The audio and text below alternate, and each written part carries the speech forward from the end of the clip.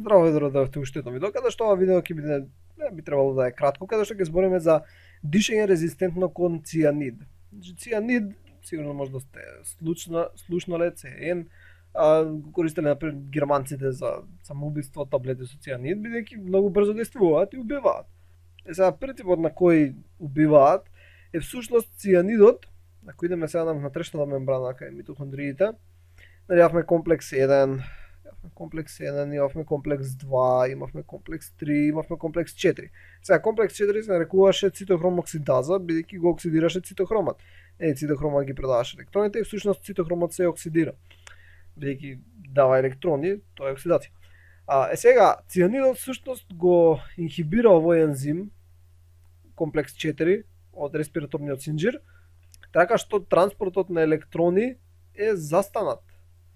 Бидејќи нема транспорт на електрони, всушност продукцијата на АТП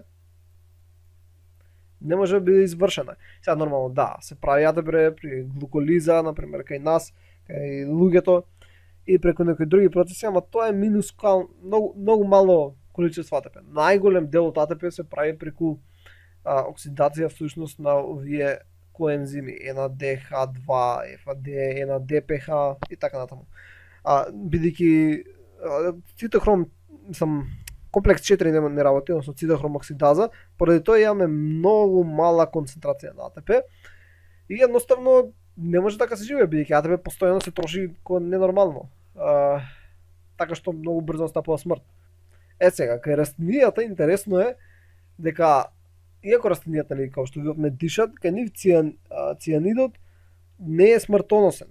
Сега се намалува дишењето на 10 до 25% од нормалното, значи ако нормално е 100%, се намалува до 10 до 25% дишење. Значи се намалува за 75. Значи наместо вака да има таму стрелка, ќе речеме дека односно се намалува за 75%. Ама не е стопирано. А некои делови од растенијето, значи ако го имаме вака растенијето, некои делови од растенијето сосема се резистентни на цијанидот. Значи воопшто е се малува, пак е 100%, што е многу интересно. И сега тука има, само може да набројам некои фамилии од растенија или некои одредени растенија каде што ова е така. Тоа не е толку битно. Едноставно треба да го видиме начинот на кој всушност успеваат тоа да го направат. Начинот на кој тоа го прават е всушност имаат еден ензим кој ја врши функцијата на комплекс 4, а не е комплекс 4. Значи ако ја земеме внатрешната мембрана, така ја земеме внатрешната мембрана, си имаме комплекс 1, го имаме комплекс 7, го имаме комплекс 2 и сега комплекс 4 да речеме дека инхибира. Ама кај нив убихинонот, значи дали тука ќе се пренесат електрони, видовме тоа во минатото видео, ќе се пренесат електрони до убихинон, сето ќе земе водороди, ќе се редуцира. Сега, тој нема да ги пренесе до комплекс 3, бидејќи комплекс 4 е инхибиран од страна цијанидот. Него он ќе ги пренесе до еден друг, значи наоѓа си друго место, ензим кој се нарекува убихинол оксидаза. Така, значи убихинол, ќе ставиме OX, оксидаза. Значи ги пренесува на него. И тој исто така тие електрони ги користи за да направи H2O со помош на кислород. Така што кислород уште се користи, не прекинува тој процес, ама не се пумпаат толку протони. Мислам се пумпаат од комплекс 1, ако ги рачунаме тие, но повторно од дека не се синтетизира АТП. Ама кај растенијата не е ни толку потребно да се прави АТП по пат на дишење, бидејќи они си имаат фотосинтеза. Така да они АТП си добиваат од фотосинтеза. Исто друга важна причина зошто е потребно дишењето и зошто например кај луѓето умираме ако се инхибира тој процес на транспорт на електрони, поради тоа што сите NADH молекули, така, мислам колку што има ќе ги заситат убихиноните, значи ќе ги заситат убихиноните, а убихиноните нема да продолжат да даваат електрони на тоа, бидејќи инхибиран процесот. Поради тоа нови молекули на NADH кои ќе се прават, ќе не може да се оксидираат и ќе останат заклучени на некој си начин на водници во NADH форма. И ако се заклучи во NADH форма, тогаш нема да добиваме NAD. А ако не добиваме NAD, ќе не може да се одвиваат огромен број на метаболички патишта и брзо настапува смрт.